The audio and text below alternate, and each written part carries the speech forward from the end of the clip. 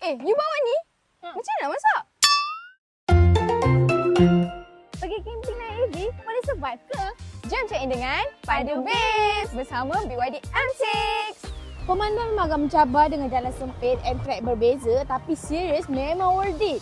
Sepanjang jalan tu korang boleh nampak air terjun, sungai, and bila korang nampak je banner or landmark ni, maksudnya kita dah tiba di Kampung Kuritrik. Bunyi sungai and pokok-pokok hijau sekeliling terus rasa kepala kosong. Paling penting waktu camping mestilah kena ada BBQ. Tapi lagi lengkap kalau ada... You bawa ni? Macam mana masak? Masak je lah. Nak cucuk kat mana? Weh, mantap lah betul-betul camping cara Gen Z. Tu function yang dia bawa power bank besar gedabak ni. Tambah. Korang mesti ada suka yang hutan Islam Somi. Jangan risau, korang boleh lipat dalam kereta. Nak tidur dalam ni pun boleh sebab tak ada monoxide. Confirm selamat. So kalau korang datang sini boleh contact je Kampung Kuritrik. Diorang akan sediakan semuanya untuk korang. Tinggal datang dan enjoy!